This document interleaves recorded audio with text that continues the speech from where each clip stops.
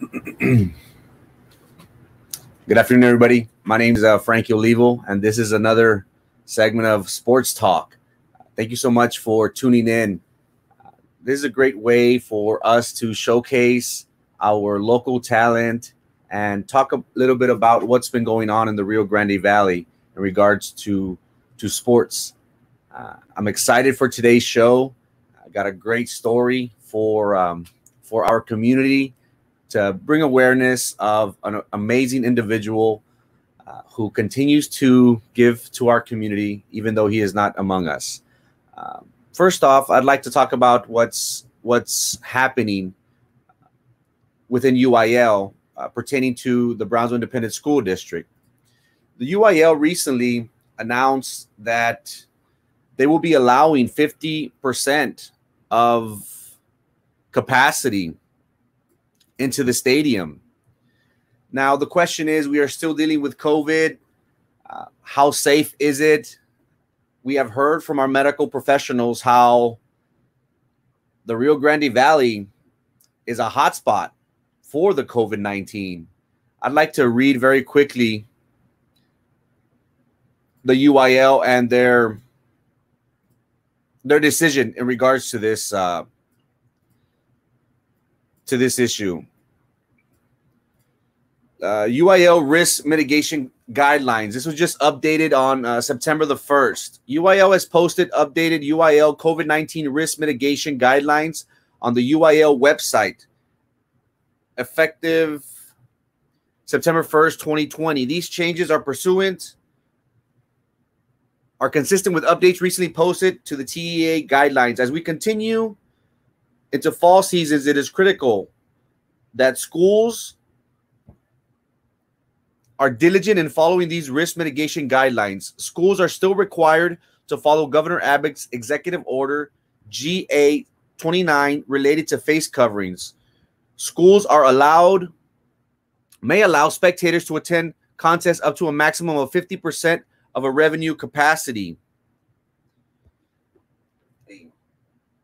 So again, this is something that, are we allowing for this virus to continue to spread?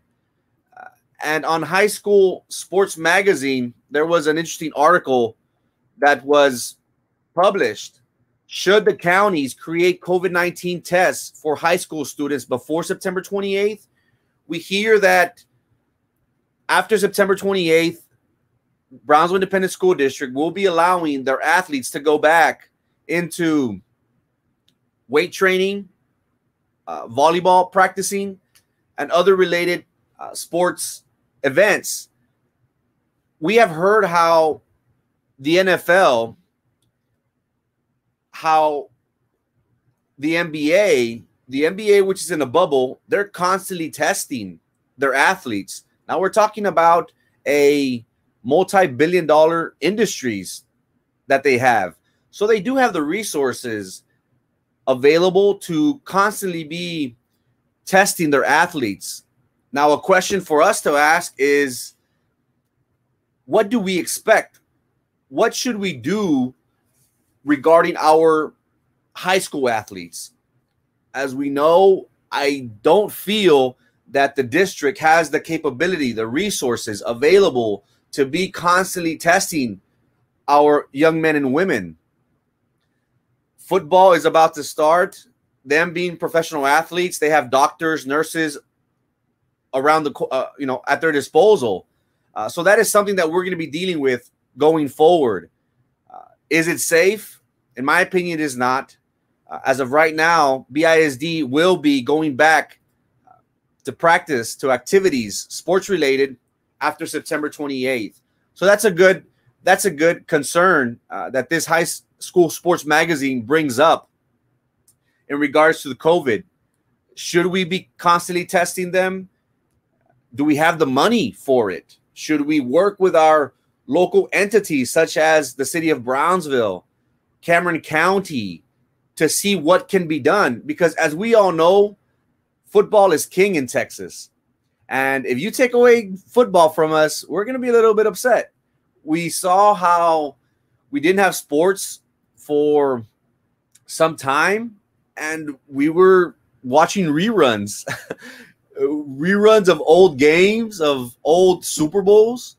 So it's going to be interesting moving forward how the school district and our local entities handle this situation. Hey, Rocco, high school sports magazine is a hit or miss. I agree. My reasoning for using them is they are bringing issues up to the forefront.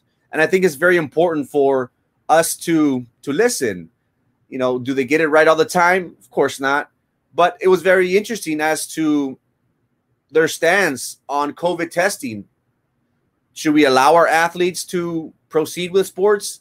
Again, I am a diehard sports fanatic, but I am in favor of not having sports for this upcoming year due to the COVID and distant learning. In my opinion, we should wait it out. We should see how the vaccine, how quick we're able to produce a vaccine, and what effect it has on us. So again, this is something that we are still working on in the future. Hey, Miss Rachel, how's it going? Griselda, good afternoon. Good afternoon. Alma, I agree. We shouldn't risk our children's safety. And, you know, that's a big concern. And I understand we all want to go back to some sort of normalcy. I have heard from a lot of high school athletes, especially seniors, saying, you know what, this is what I've been waiting for my whole life. Do not take this away from me. This is something that will be memorable. But again, the safety of our students, of our student athletes, and of our staff at BISD should be our number one priority. We have seen the numbers dip. I personally am not, I don't believe that the numbers are accurate. We have heard from our medical professionals how the flu season is around the corner. They also anticipate the flu season happening in late September, early October. They also anticipate the second wave of COVID-19. And some medical professionals have stated that the second wave might even be worse than the first. So again, we're anticipating allowing our student athletes to participate in extracurricular activities after September 28th. Is it safe? In my opinion, it is not. And also, UIL just announced that 50% of capacity will be allowed starting when football starts. So again, RGV being a hotspot, are we allowing this to get worse? Only time will tell. It's unfortunate, but I hope we're able to look at this closer. We should be in constant communication with our medical professionals to see what advice, what guidance they have for us moving forward. Rocco, start a football season at every level will be a risk. I agree. Will leaders take that risk at the high school level? Of course, the kids want to play, but the athletes are in charge. Need to see what's the best and safest of our students. And Rocco, I agree. You know, it's hard. It's hard for young teenagers to understand the magnitude of what we're dealing with. This is something very serious. BISD employees have succumbed to the virus. Cameron County is at 600 deaths, if I'm not mistaken. So again, we have seen the fatality rate pretty high in a short amount of time. And it is very hard for young teenagers to comprehend exactly what is going on in our world. But we need to advise them that there's more to life than sports. Again, sports teaches us amazing things about life. It teaches us discipline. It teaches us how to communicate, how to work well with others, how to work as a team. And many of us have used sports to bridge the gap between our lives. And those are great lessons that we can learn from. But again, I sympathize with our athletes. I understand that their senior year is something that they've been waiting for their whole lives. And for us to say that it is not safe for them, it is something that is hard for them to comprehend during these difficult times. Also, our very own Omar Juarez will be fighting tonight at 7 p.m. on Fox. This is his second fight this month. So this young man is a great representation of the city of Brownsville. I'm proud to say that he has come on Brownsville Talk to discuss a little bit about his training, the relationship with his father, the relationship that he has with our community, and what he fights for and how he trains. So this man is on his way to greatness. It is something that I look forward to extending an invite to Mr. Juarez whenever he's available from the constant travel and training. He's somebody that I would personally like to invite to Brownsville Talk. That way he can speak to us a little bit more in detail to his daily life, his motivations, his goals throughout his boxing career, but most importantly, out of life. So again, very proud to say that Brownsville's very own Omar El Relámpago Juarez will be fighting today. And we could catch that on FS1, Fox Sports at 7 p.m. So tune in, guys. Let's support our local talent.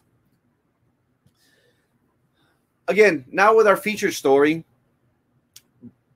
I'd like to thank my friend Raymond. Raymond came up to me and said, you know what, Frankie, there is a need.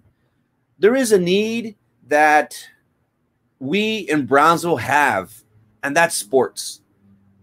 We don't have the privilege of having a sports network in our area that discusses athletes in our city and in the Rio Grande Valley. It was something that caught my attention. And I said, you know what, you're right.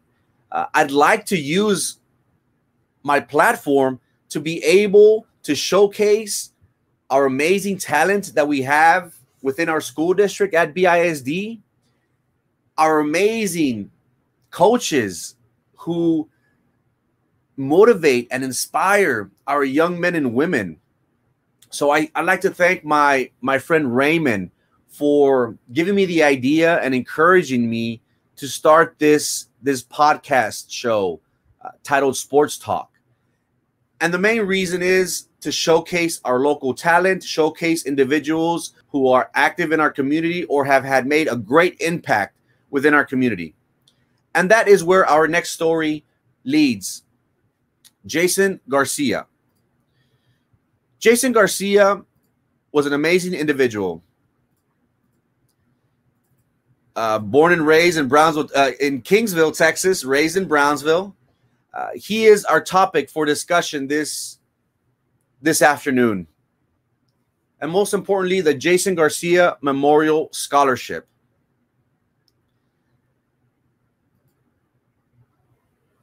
It is amazing to see how individuals use sports to help and to inspire young men and women. Jason Garcia was an amazing individual. He went to school at Stell Middle School, Rivera, and he ended up playing at a D2 with the Kingsville Javelinas. And one thing that I was always jealous of, and I'll admit it, I was always jealous of the amazing bond that he had with his friends. This was a group of individuals. There were like 12 to 15 guys, and they're always in a pack. And you saw the chemistry that they had, that brotherhood that they shared. You just knew that it was nothing but love. One thing that I always envied was that relationship. You know, we always had friends, but nothing to that magnitude. So it's always important for high schoolers to form bonds with certain individuals. And that is the story of Jason Garcia and his friends. They were individuals that were so close, tight, an amazing group that did everything together, it seemed. I'd like to share some pictures of them. This is Big J. I see Figueroa and I see Matt Wolf, number 11, here at a pep rally at Stell Middle School. I believe that's Padilla. That's Padilla. Where am I? That's Padilla, number 17. Figueroa, number 66. Big J, number 77, and Wolf, number 11. Again, these guys did everything together. They played ball together. And all of us know that through sports, you build relationships, amazing relationships with individuals. And this is no different than with Jason and his group of friends. They were an amazing group of athletes that, unfortunately, whenever they had to move on to high school, Wolf went on to Pace, and a good group of Jason and his friends moved to Rivera. This is Figueroa and Jason. And again, this is the clan, the group. And again, these are individuals that I competed against. I went to Oliveira. I went to Hannah. And again, I'll say it. I'm not I'm not embarrassed by it. I was jealous of these guys because they had that camaraderie. They walked into a building and you knew they were all together. All 12, 15 of them, they meant business. They had an amazing and continue to have an amazing relationship with one another. And it transcended sports. It was something more than sports. It was something that I always wanted. Again, I had close relationship with certain friends, but it was nothing of this magnitude. So you saw that bond, that brotherhood that these individuals had with one another. And it was something that I was always envious of. And here it is, Big J. Big J started as a sophomore, a defensive end. And there we have his buddy, Matt Wolf, playing quarterback. And you could just try and visualize and think back as to how it felt. You had these guys that were like brothers. They are like brothers. And they're going toe-to-toe against one another. Imagine the trash talk that would go through whenever they were both at the line of scrimmage. I could just imagine Jay saying, "Hey, Wolf, I'm coming for you." Wolf would probably point over and say, "Hey, what's up, Big J?" Again, these are two brothers that competed with each other at the highest level. Rivera, Pace, great rivalry. Well, Jason ended up receiving a scholarship to play Division II with the Kingsville Javelinas. And one thing that I want to, there you go, Big J, number 95. One thing that I want to stress is that you see his left knee. The 09 season, Big J played with a torn ACL and meniscus, if I'm not mistaken. Correct me if I'm wrong, guys. He played on a torn meniscus. And that's something that for all the athletes out there, that's tough. Being a defensive end is hard enough. Now imagine being a defensive end on one leg. So you just see the drive, the motivation of this young man that wanted to be there on the field with his brothers. 09, if I'm not mistaken, was his senior year, and he wasn't going to let that prevent him from being on the field competing, because once you hang up your cleats, that's it. There's no more football. So we just see the heart, the passion of Jason playing D2 football and giving it his all. And I'd like to, and just to be clear, we also had Porter Cowboy legend Billy Garza play quarterback on the same team with Big J in the 09 season. And I'd like to show an interview that Jason had.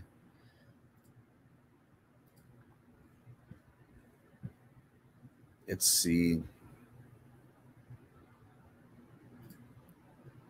We're joined now by senior defensive lineman Jason Garcia from Brownsville Rivera High School. Jason, one of the seniors on the defensive line. That should be a strength for you guys. What's kind of the mindset going into this season? Well, we want to dominate this year, basically. I mean, I think we did pretty good last year against the run. I think we have a good chance to be even better this year. How has practice been going first week? It's been tough, been hot out there, but we're pulling through. and that's gonna be good for us, in the fourth quarter. How about any young guys coming up behind you? Because there's a number of you guys are seniors. Who are some of the newcomers that we can be looking for to start making some plays? Well, like redshirt freshman, I know James Canal is pulling through, and Dundee's doing it. He's still there. He come back from the injury. There's a number of guys that are just trying to get their work in, trying to get on that field. Any specific games that you have circled on your calendar for the year? Delta State. I mean, that's on everybody's mind. Number one game coming in 2009 season. That's what everyone wants to do, man. Now, how is it for you? 7 home games your senior year. You couldn't really ask for much more than that. You're going to have a lot of family and friends coming up? I think the stars aligned on this one. It's my senior year, 7 home games. So, yeah, man, basically it's about an hour away from home, so everyone's going to be coming up. All right. What are your predictions for the season? How do you see the team coming out at the end of the year? Well, if it all goes the way we want, it's undefeated season, playoffs. So, all right. Thanks, Jason. Again, 09 season, his senior year, he played with a torn meniscus, torn ACL, and they ended up winning the LSC, the Lower Southern Conference. And there's the ring to prove it. Jason's hard work, determination paid off. Again, Billy Garza, Billy the Great, Billy the Goat Garza playing quarterback on the offensive side. Big J Garcia on the defensive end with one leg managed to pull it off against all odds. And they ended up winning the Lower Southern Conference for D2 with the Kingsville Javelinas. One passion for Jason was, besides sports, one passion for Jason was broadcasting, was sports, was film. He, along with his friend Matt Wolf, created Digital Glory. And it was a great way for him to showcase exactly how this platform is doing, showcase local talent to the outside world, and just pass on his information, his love for sports to our community. It is something that motivated him. It is something that drove him to do. One amazing story that Mr. J and his Jubilee Athletes director of athletics also played with both of them at Kingsville. Awesome. Hey, Rocco, let him know that Sports Talk is extending the invitation. If he's out there, would be willing to hear from him playing and now being a director at Athletes. I was lucky enough to see that Kingsville team had a handful of time during that season and possibly the best NCAA college football ever played versus Tarleton State. Awesome. Again, Jason on the defensive side, Billy Garza on the offensive side, a great duo for the Javelinas. And one story that really stuck to me, guys, that Jason brought on was on a Mark Leal from Lopez. Despite the odds, the documentary was titled, Despite the Odds, a true story of perseverance. Number 28, Mark Leal. Number 28, Mark Leal, wide receiver. And I'd like to show the public this a little minute or two of this documentary, an amazing documentary that Jason and Matt Wolf produced. Let me bring it up very quickly. Sorry about that.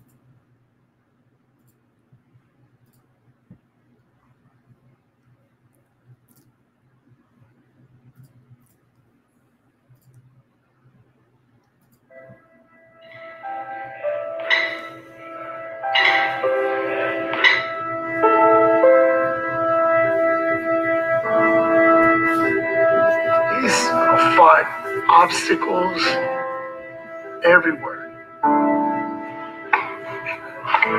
Being bullied, being teased. As a parent, man, that hurts.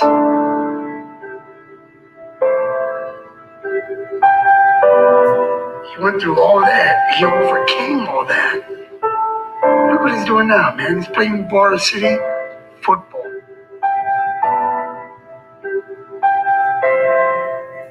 He's got a great work ethic. He was voted by his peers as a team captain. He plays because he earned the right to play, not because of his circumstances. He goes out and performs at a high level. He's one of our best wide receivers.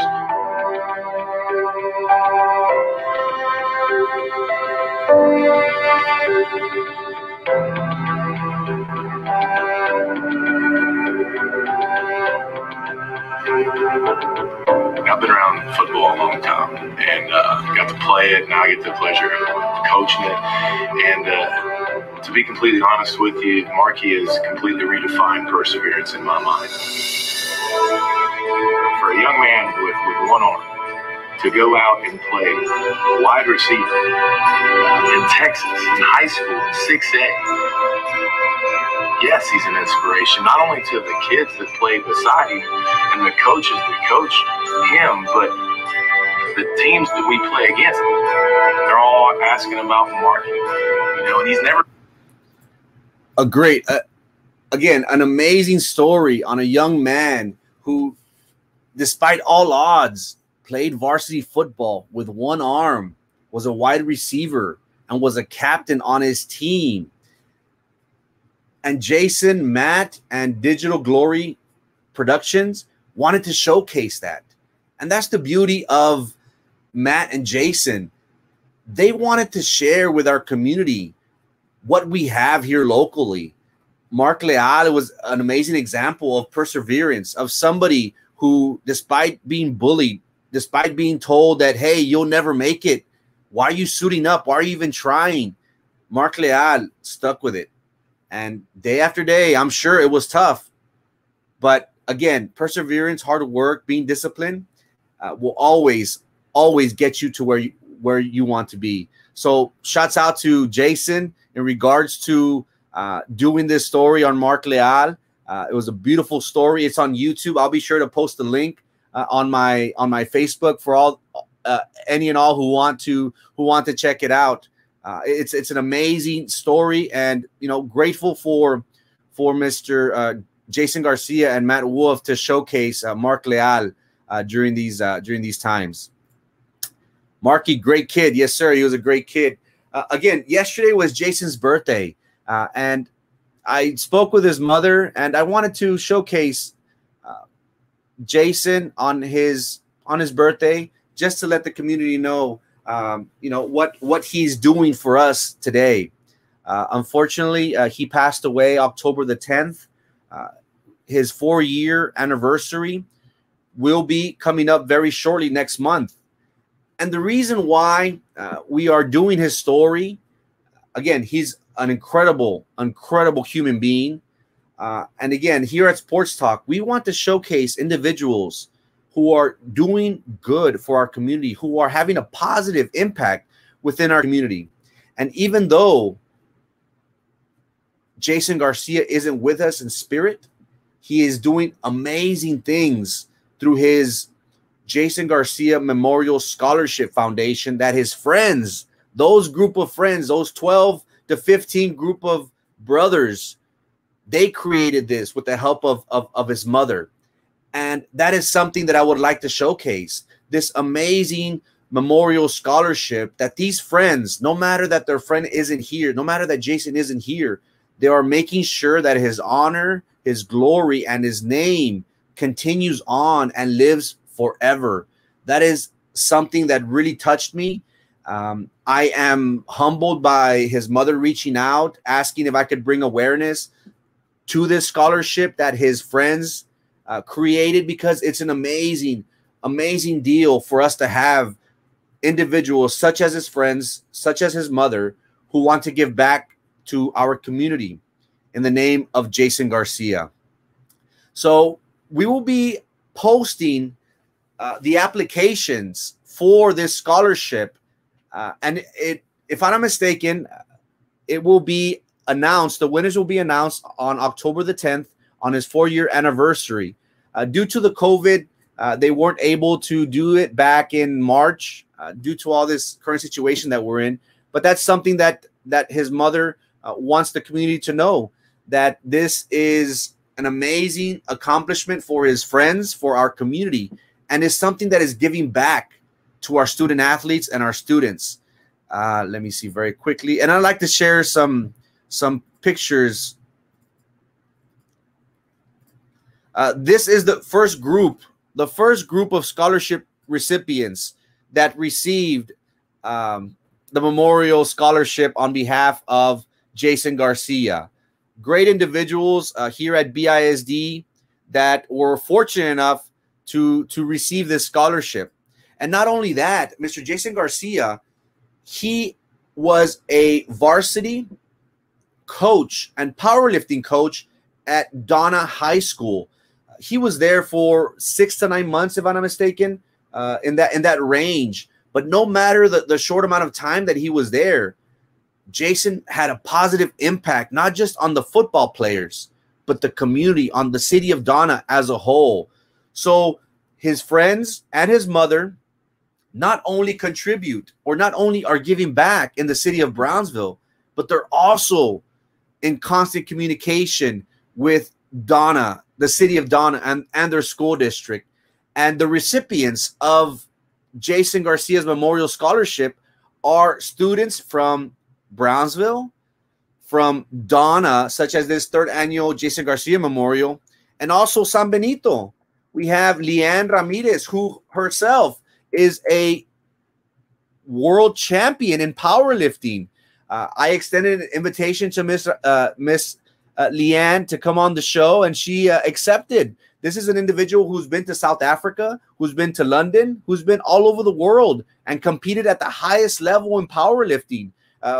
We have her colleague, Amanda Vallejo, if I'm not mistaken, who ended up going to Schreiner University. So we're excited about Leanne's acceptance to our invitation. She will be our special guest for next week. So Leanne and Ms. Vallejo were recipients of Jason Garcia's scholarship. Again, not only is this memorial scholarship impacting the city of Brownsville, but it's having positive impact in cities such as San Benito and Donna. And here we have his friends, the Height family, presenting the scholarships to students, to athletes within the Donna Independent School District. Again, we wanted to showcase this young man because he was and continues to be an amazing individual. Even though he is not with us today, he is still having a positive impact within our community. It is very important for us to recognize individuals who do so. I am very honored by his mother for allowing me an opportunity to present his story, to make our community aware that there will be a scholarship giveaway on Mr. Jason Garcia's 4-year anniversary of his passing.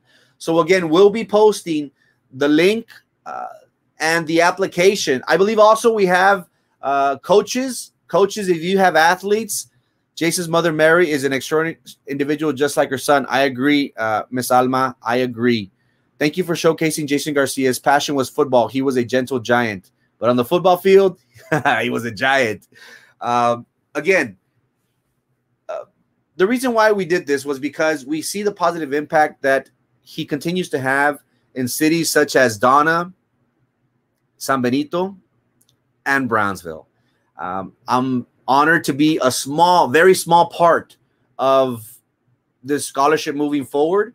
Thank you to his group of friends, his mother, who started this initiative and continue every year of making sure that our athletes, that our students within our Rio Grande Valley have some scholarship money, something to motivate them, something to let them know that, hey, there is help out there.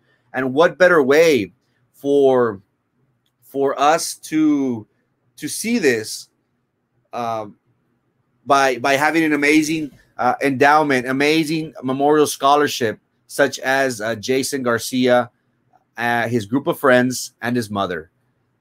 So very honored and thankful for his mother to reach out so we can showcase Mr. Jason Garcia's story, his passion for sports, his love for his children, his love for production. He wanted to have a talk show. He produced amazing documentaries.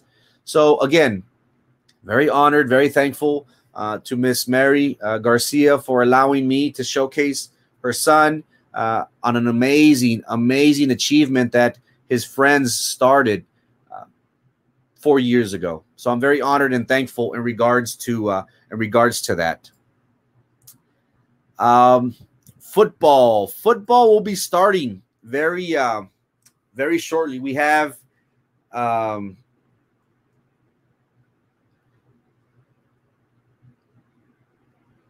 a guest coming on, but he's not. I guess he's not going to come on. Okay, football is starting on Thursday. We just heard that Deshaun Watson signed a $170 million contract, only the second highest to Patrick Mahomes. He will be averaging $40 million, if I'm not mistaken, per year. Great athlete, very talented. We'll see how he does in the AFC South. So this Thursday is the first day of football. So we'll see how that goes. How's it going, Darío? What's up, Frankie? Oh, pretty good, brother. Hey, I was just letting the public know that this Thursday is the start of the NFL season. How are you looking? How are you looking at Houston and the Chiefs opening up the season? It's gonna be a good game. They're starting on third. Well, I didn't hear, but Deshaun Watson just signed a massive contract. Yep. So Mahomes, we already know he signed that massive 10-year, unheard of, dude. You never hear a quarterback with a 10-year contract. So already headlines there. Then Deshaun Watson, there was, it was already chatter about him getting a big deal. Then they signed him for a 4-year, $160 million. This is $40 million. This is an outrageous amount of money, but Deshaun Watson carries the team so much. I really don't think that. Who knows what happens in week 1? Anything could happen with all this stuff going on, the climate. It's a movement right now with Black Lives Matter. But it gets a little touchy with that. But who knows week 1? The line's 9.5 for the Chiefs right now. The Texans might bring it on week 1, dude. So you have the Texans covering the spread on week 1? Absolutely. It opened up lower. Right now it's at 9.5. That sounds good. Deshaun Watson's playing well, Let's talk a little bit about the divisions moving forward. I want to get your take on how you see this upcoming year. We have the AFC East: Bills, Dolphins, Patriots, and Jets. Who's your pick winning the AFC East this year? Well, Patriots, they just released Tom Brady, and he was their franchise. He was everything, But the thing about Brady was that he would be taking pay cuts because he wanted the talent around him. So that's something that they have a different mentality in New England, where they care more about championship rings than their paychecks or their stats.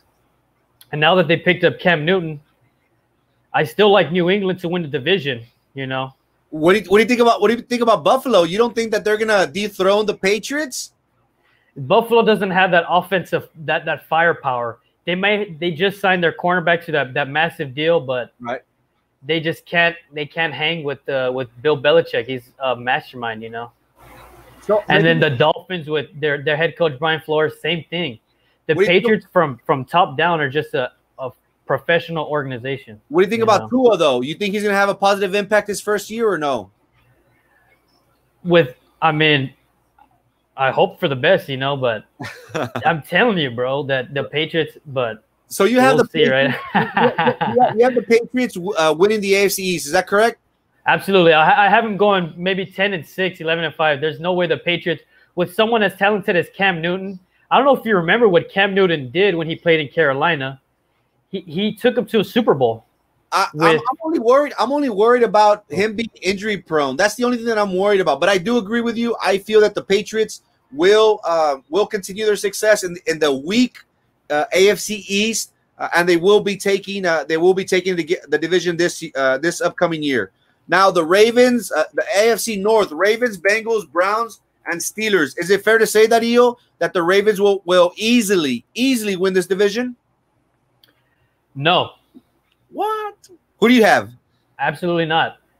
You know, say what you want about Lamar Jackson. They're saying once in a lifetime player, uncomparable, and give credit to Harbaugh, the head coach of the Baltimore Ravens. He has put Lamar Jackson in positions to succeed, and that's, you know, when you got a star player like that under center, that's pretty much all you can do. The coach needs to put their best players with the ball in their hand. You know what I mean? And that's what it's putting in. But you know what happened? They didn't go so well in the playoffs where it matters the most. But absolutely not. The Steelers, keep in mind, last year, without Big Ben, they were still in the playoff hunt until the very last week. So without Ben Roethlisberger, Mike Tomlin rallied his men, and they still made a playoff. This without a Hall. Would you say Big Ben is a first ballot Hall of Famer? I would say so, but the thing is that I feel that he's already on the decline. We've seen how previous years he's just been injury prone these past couple of seasons. I honestly think that the Ravens will easily win this division. Again, the Steelers always have an amazing defense each and every year. So it's gonna be very telling to see if the Ravens are able to hold on to this division this upcoming year. Now, the AFC South: Texans, Colts, Jags, and Titans. Who do you have coming out of the South? I think the AFC South is maybe other than the Texans. They're a weak division. I don't think the Titans, you know, they just don't have that. You know, the Jaguars have been a mess. The Colts, they just signed Clowney. Would that solidify their defense in beating the Texans and claiming the South? Absolutely not. The Texans are a better team. And the thing about Jadeveon Clowney, we've seen it in, you know, if you watch him, he's I mean, I'm not one to say, but he's a guy where he'll take plays off. You know, he's not a player where every time they snap the ball, he's 100%. He'll take plays, he'll take quarters off. Right. Where he'll take games off where he'll get no touch, no tackles, no pressure on the quarterback. And that's why I think the Texans, they're just, you know, a better team, and they'll win the division easily. Well, again, we'll see how that goes going forward. Now, let's see the AFC West. Now, I think we could both agree on this one, Darío. The Chiefs will easily win this division. What's your take? I think the Chiefs. We'll see what they do. We'll see what Patrick Mahomes. They're saying Patrick Mahomes this and that, but if I want to be honest with you, yeah, Patrick Mahomes is a great player, but the contract they just gave Patrick Mahomes and the talent around, you have to keep in mind, before this contract that they just signed for $45 million a year, Patrick Mahomes was making less than $2 million a year. And there's a cap space on the NFL and every NFL team. So when you give one player this amount of money, you don't have that salary cap room to be, you know, sharing it around with all your players. And they got Tyreek Hill, Travis Kelce, Watkins, and that's just on the offensive side, you know. So with this massive cut to their cap, they're not going to be able to re-sign all these, you know, these Pro Bowlers.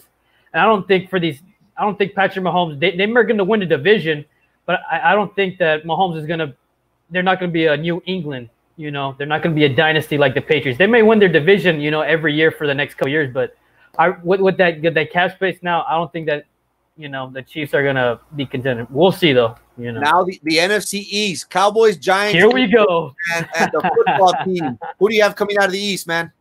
The East, on paper. Just say it. Honestly, I think the Eagles are going to win the division, but the Cowboys on paper, they look like such a good. How are you going to have that much talent and go 8-8? You know. Well, I would argue that this year is different. I think now we have the offensive guru in McCarthy, and I think he is going to be what Zeke. Well, let's talk on Zeke a little bit. What Dak and the receivers need moving forward. Again, Mike McCarthy has been predominantly a pass-oriented coach. I think he passes 70%, runs 30% based on his time with Aaron Rodgers and the Green Bay Packers. So again, that's something that Mark McCarthy, in my opinion, is going to have to incorporate more. Feeding Zeke, giving him the ball more, maybe doing little dump offs, little screens, things like that. But again, I agree with you. On paper, the Cowboys are an amazing team. I have them winning this division. And again, the East is always down to the last game, Darío. It's always one of those where Absolutely. Week 17 is crucial for everybody. I don't have the Giants doing anything this year with their coach, and I hate to say it, I definitely do not have the Washington football team being competitive this year. So I have the Dallas Cowboys winning the NFC East. Let's stay on the Cowboys for a little bit, Frankie. Okay. Go for it. Well, I really don't. Well, we'll see what happens, but I don't think McCarthy was the right pick for. It was the conservative pick for Dallas. Jerry Jones has got to do a better job. What the Cowboys needed was not. I don't know if you remember 2 seasons ago when Mike McCarthy was still in the NFL coaching. Now with the Chiefs and the Rams, they got pre-snap motion. They're playing a run-pass option. They got crossing routes. They got audibles at the line. Mike McCarthy's very, very old school. When they get under center, there's going to be no motion. There's going to be no, trickery. There's going to be no read option. Unless McCarthy's going to be changing his whole game plan, I don't know what the Cowboys are going to do. And we know what Dak can do. Last year, what he throw 30 touchdowns, 5,000 yards. We know what Dak can do. It's just a matter of moving the chains and getting W's. That's what, the Cowboys need. That's going to be important. So it's going to be – and they play Sunday night, prime time. Against the LA Rams, if I'm not mistaken. So it's going to be it's set to be a good game. Now the NFC North, who do you have coming out of this division? In my opinion, right now it's a toss-up for this one. The Bears, they don't even know who their starting quarterback is right now. They stated one, but the thing is, I think within the first month that Nick Foles is going to take the spot from Trubisky. I don't think Trubisky is a franchise quarterback. I don't even think he's a starting quarterback, if I'm going to be honest. Nick Foles is shown what he did when he won that. He stepped in for Carson Wentz on a short notice, on an injured short notice. Won the Super Bowl, beat the Patriots in the Super Bowl. The next year, he wins 3 straight, gets into the playoffs, and wins a playoff game. We know what Nick Foles can do. The Lions, they just picked up Adrian Peterson. Adrian Peterson, he may get a couple yards here, but you don't have faith in AP no more? I love AP, bro. I love AP. Hey, he was a workhorse. I would not doubt that man. That guy is solid. They don't make him like AP no more, bro. I think he's still got some in the juice in some juice in the tank. Just somewhat. But I have I hate to say it, I have the Packers. Really? The Packers narrowly beating up the Vikings to win this division. Who you got again? Yeah, I got the Packers. I think the Packers will be in contention for the number 1 seed, but who knows? They had it's going to be their second year with their new head coach, LaFleur. Yes, sir. And we know what Aaron Rodgers can do. We know what Aaron Rodgers can do. It's just a matter of at the end of it's such a time with injuries and stuff. We'll see what they do. Devontae Adams showed what he could do with as a receiver. So, if they establish,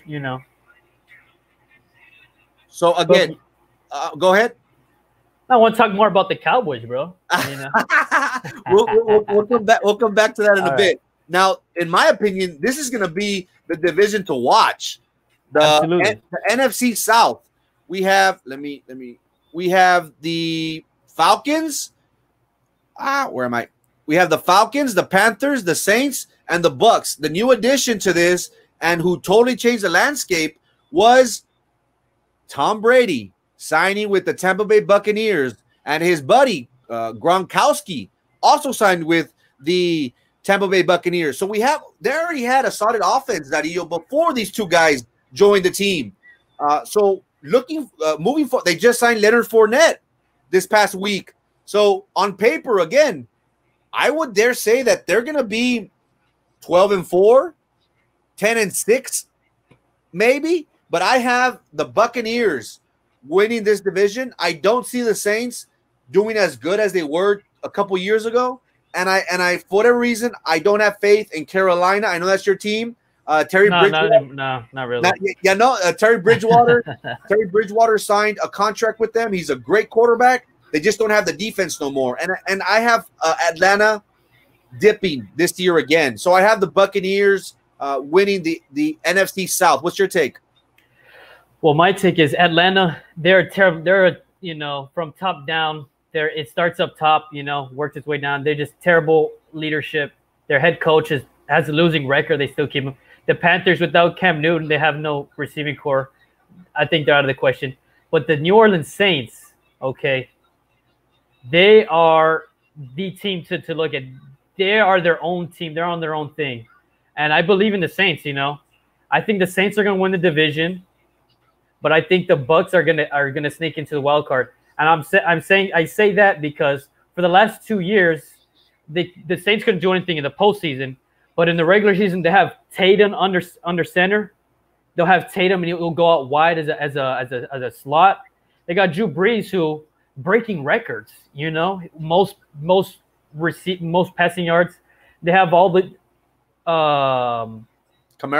Kamara. He's on a holdout right now, but I'm pretty sure the Saints will corral him back in. But I think Sean Payton has seen this before. Sean Payton has been there before. He's. I don't think but the Bucs. I won't be surprised if the Bucs go 10-6, 11-5. But I don't think the Bucs can win the division. Say what you want about Tom Brady, but Tom Brady, they're saying that he's lost arm power. That he doesn't have that zip on that ball. But once you got someone like Gronk on your team, Gronk is such a mismatch. He's 6'7". If you put a corner on him, he'll just body him. You put a linebacker on him, he'll just run right by him. Gronk is such a mismatch, especially in the red zone. If he hasn't been healthy in so long, but if Gronk stays healthy and Brady, does what he does, so you have the Bucs getting into the wild card, not even winning the South. Mm-hmm. You have the Saints winning the South. Wait, Saints winning the South, the Bucs slipping in the wild card. Wow, I disagree with you. I have the Bucs easily winning that division. It's a very competitive division, but I have them winning that division. Now to the NFC West. Who do you have coming out of this division? NFC West. Well, say what you want about the Rams. The Rams last year, the head coach Sean McVay came into the league and nobody knew what he was doing, and they went to the Super Bowl. They ended up unfortunately losing, but the Rams, people are like, "Oh, we've never seen this. McVay is a mastermind." But the thing is, their playbook didn't change at all from that first season that McVay became a head coach, and so they're doing the same thing they were doing last year, and everyone's seen it before. So either McVay's got to change it up, do something, because everybody's seen it. That first year he was in, he took him to the Super Bowl, and he did the same thing the next year. He couldn't get seeded into the playoffs. So either McVay's got to adapt already, change with the times, kind of change up a playbook, or the Rams will just be out of it. And then can you bring up the division again? I can't remember off the top of my head. The NFC West. 49ers. The 49ers, I think they cut a break. Honestly, I think the Seahawks are going to win the division. If anything, I think the 49ers are going to fall off, and the Cardinals will make a run for that last playoff spot. What about the Seahawks? Seahawks, Pete Carroll, Russell Wilson just signed that massive deal. Russell Wilson is a player, I think you have to remember the Seahawks, they had to call Marshawn Lynch. He was sitting on his couch, eating Whataburger the night before. They had to call him. All their running backs got injured, right? But I think Pete Carroll and Russell Wilson, they're going to win the division, I have the Niners. I like their defense. I still have faith in Jimmy G. I don't think that they're going to go as far as they did this upcoming season, but I like the 49ers taking the NFC West. Now, just to recap, right now at 2:30, we have the Bucks. Now switching off to basketball, Darío. We have the Bucks and the Heat coming up. They play at 2:30 on ABC, and the line right now is Miami by 2. Wow. The Miami Heat could potentially sweep the Milwaukee Bucks. What's your take on the game at 2:30? Well, coming into this series, if someone said the Bucks would be down 3-0 to the Miami Heat, somebody would call you insane. Am I right or am I wrong? Well, our friend Rocco last week, we were talking about the Heat and the Bucks, and I dare say, I said the Heat are going to give Milwaukee a lot of problems because during the regular season, if we remember correctly, their matchups for whatever reason, they didn't allow Giannis to dominate, and that's something that we talked about last week, Darío, that the Miami Heat were going to be a sleeper in this playoffs against the Milwaukee Bucks, and sure enough, they ended up giving them more than they can chew. So again, the Bucks could potentially sweep the Milwaukee Bucks today at 2:30. Who do you have winning this game and why? I got the Bucks winning this game. They're not going to get swept. There's no way Giannis is going to get swept. There's no way. But I don't know. The head coach of the Miami Heat, Eric Spoelstra, I don't know if you remember a couple of years ago, he had LeBron in his locker room, Dwayne Wade, Chris Bosh, Haslam, Birdman. He had the biggest egos, that you can't get any more big. So and I don't know if you know Jimmy Butler, the star of the Heat right now. He's been bouncing around places, having trouble in the locker room, chewing out his teammates, giving shit to the head coach. He was there in Philadelphia for less than a month, saying that his ego's too big. So something about Eric Spoelstra that could bring those egos together and kind of, put him to that path to success. That no one's talking about Eric Spoelstra, but he's seen this before. He's seen big egos before. He's seen talent before. And they're up 3-0 in Milwaukee Bucks, But the thing about Milwaukee, they're not shooting the ball well.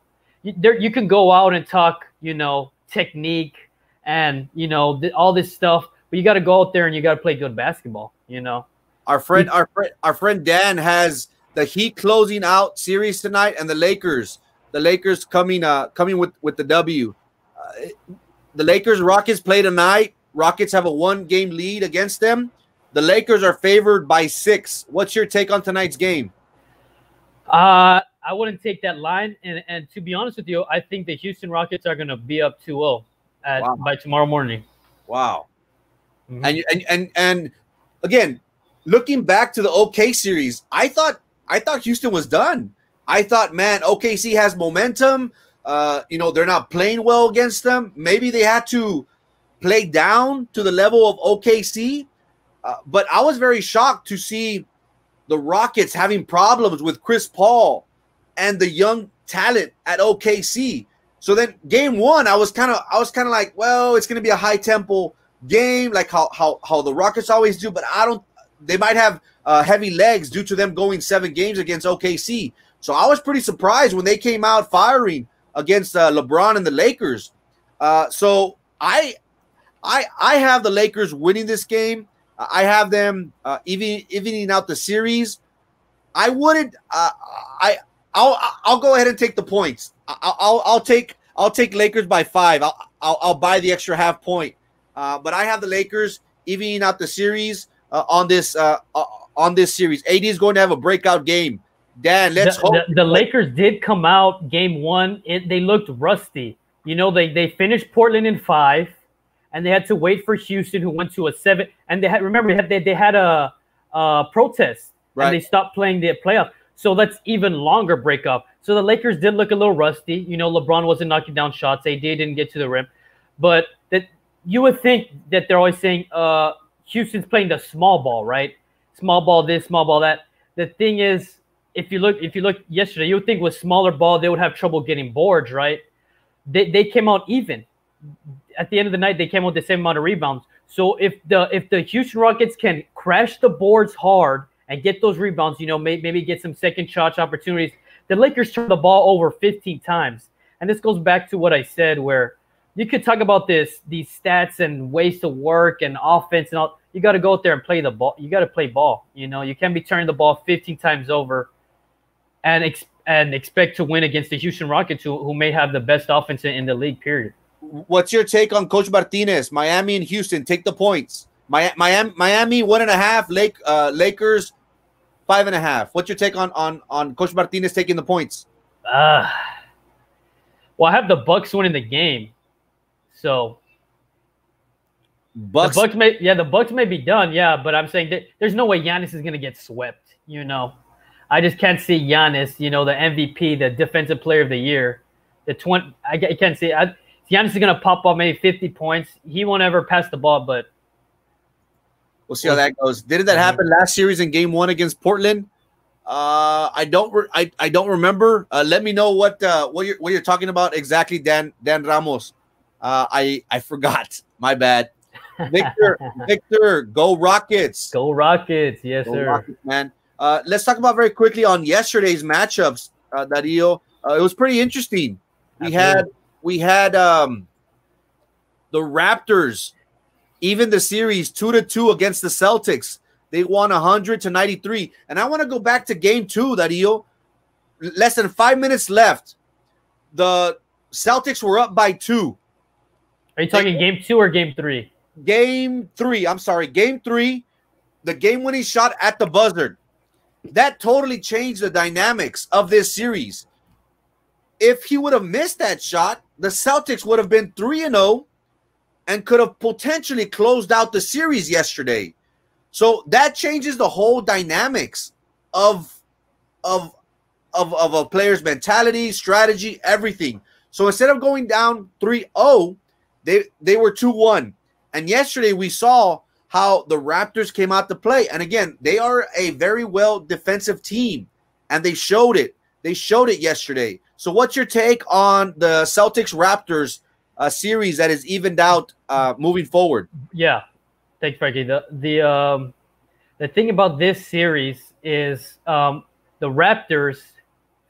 The thing is with the Raptors, so Kyle Lowry in game 3 that they won, he scored 20 points in the paint. So how Lowry is getting to the rim. And once you start driving, you could kick it out, you get those wing shots. But think about Siakam. He's not none of these games he showed up to play. And if they're talking about Siakam being an all-star and he's taking Kawhi's spot, Siakam's got to show up and play. He can't be scoring 12 points, whatever. He's got to put up 28 and something. And thing about the Celtics is they got so many playmakers that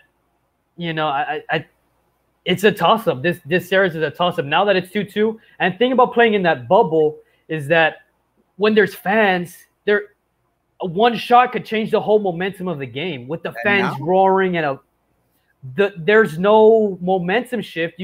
A team could just kind of ride that wave of a previous. We just saw that game 3 they rolled that wave kind of through game 4, and with momentum, there's no momentum shifts without fans. Tatum's been big in Boston.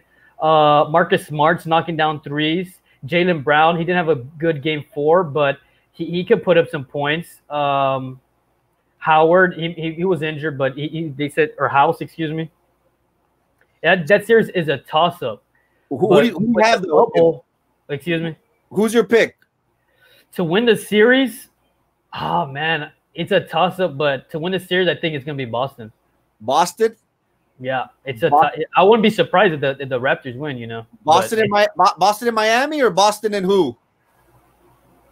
Boston, Miami. Boston, Miami. Miami's 5, and Boston will be 3. So would they face each other or? Yeah, Boston? They would. Yeah. Okay. Yeah, they would. Eastern Conference Finals. Yeah. Eastern Conference Finals. Let's see how that goes. Tatum, Brown, and Smart, great young talent with Kemba. I agree. Absolutely. I don't see I don't see anybody beating the Heat in the East. The West is up for grabs. Wow, that's a big thing to say. Hey, well, right now the Miami Heat have that chemistry. Jimmy Butler is playing phenomenal, and when he signed with the Heat, I was like, why is he going to the Heat? There's not like a big star, but we saw how he was with the Sixers. He's a guy that he wants the ball. He wants to take his team and take them to the top. He doesn't seem like one of those players that's willing to share the limelight, because with the Sixers he had Embiid and Simmons. And I think Harris was there too. So now we see Jimmy Butler as being the man in Miami, and his confidence has just been rising. So, hey, I agree with Victor. I don't see nobody. Well, it's going to be tough, but I have the Heat in the finals, obviously, the Eastern Conference Finals, and I would dare have them in the finals for the Eastern Conference. Let's go back very quickly. Oh, now, the Clippers. The Clippers Nuggets. Clippers Nuggets. So the thing with the Clippers and the Nuggets, I really do think that with the bubble, who knows? But I really do think the Clippers are just a tier above the Nuggets. I think they're just a better team, on paper, on the court. I really think there's the matchup. But the thing is that we saw yesterday, if the Clippers try to play the Nuggets game, the Nuggets thrive off chaos, right? They want the place to break down and somebody just go up and throw a shot or give it a Jokic and he do something in the post. The Nuggets thrive off that chaos, and the Clippers need to play their own game. Yesterday, it seemed like they're playing out of themselves, and they even made a run there towards the fourth quarter. They were down 23 at one point. They came back within 5. So it was they're right there, but Kawhi didn't show up in the fourth quarter. Kawhi had a terrible game. The thing is, when the Clippers are chaotic and they're not playing their game, that's when the Nuggets can have a chance to win the game. That's what the Nuggets want. They want to have a chaotic game where it kind of throws Kawhi off his slow tempo rhythm, and that's the only shot. But and also Doc Rivers was calling terrible plays yesterday off a timeout. The play he drew up was I forgot who it was, catching the ball full speed run and shooting a fadeaway 3 off a timeout in the fourth quarter when they were down 5. I said, what kind of play? You drew up that off a timeout? A terrible play. Doc Rivers lost control of something. Off timeouts, they didn't have no plays, turning the ball over. Kawhi didn't show up. But it could be an effort thing also. Montrezl Harrell, the 6th man of the year, he's going up there and giving it all on the court. It could be it could be an effort thing too with the Nuggets Clippers. It was kind of hard because we saw game 1 and the Clippers just dominated the Nuggets, and the Nuggets are a shooting team. So whenever they don't have that flow, and whenever they're not making those shots, that's when they don't play that good ball that we're so used to having. Murray during this playoffs, he's been a beast. We saw how he scored 50 points. 45, 50. Right, twice or 3 times this past series. Yeah, but again, absolutely. Once you don't have Murray going, you don't have that flow. You don't have that chemistry that we're so used to seeing. And it feels like if game 2, everything was clicking for the Nuggets. And for whatever reason, maybe Kawhi took a game off. It seemed that way. He wasn't dominating in the offensive side nor the defensive side. And again, this has been a long series. I think it's going to be a long series. I have the Clippers in 6. So one game doesn't really, show us how this is going to end. But hey, it's been a long series. Okay. And also keep in mind that this game really couldn't. The Nuggets played this game phenomenally. At one point, through the third, up until the fourth quarter, they were shooting something like 70% from the field. Unheard of, dude. Yeah, 70%, and they were only up 10. And the Nuggets were, and the Clippers were shooting terrible, and Kawhi didn't show up. So, and the gap only ended up 10 points, 9 points. So the Nuggets played their bet. The Nuggets played A+, and I would argue that the Clippers played maybe the worst game of the season. So I think the Clippers are better. Say what you want about Kawhi, in San Antonio, sitting out a whole season, not even texting back Popovich. you know, having a little a cry fit, you know, didn't talk to anyone and requested a trade. And, you know, didn't even show up to the facility. Say what you want in San Antonio, but I think it's Kawhi's league that as soon as Kawhi turns it on, it's you know. So, thank you so much, Dario. We are past our hour, my man. Any final words? Final words. I want to talk more about the Cowboys, but that's just me. That's for next time, my man. That's for next time. Yes, sir. Thank you so much, man, for your time. It was fun. We should do this more often.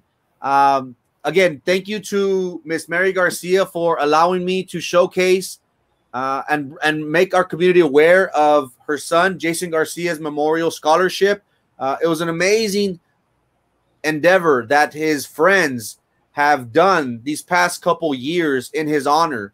It's very impressive whenever a group of friends wanted to make sure that Jason Garcia's name, his honor, and his memory lives on forever. And what better way to give back to our community of Brownsville, San Benito, and for the city of Donna. So thank you so much, Mary, for allowing me to showcase your son's amazing story and to let our community make them more aware of the positive impact that he's continued to have within our community. So thank you so much, Miss Mary Garcia, and thank you so much to the group of 12 to 15 friends that continue to honor his memory and giving back to our community. Thank you so much, guys. Next week, I've already confirmed Leanne, powerlifting champion, world champion, will be with us to talk a little bit about sports, her achievements, her experiences, but most of all, how she's doing in life.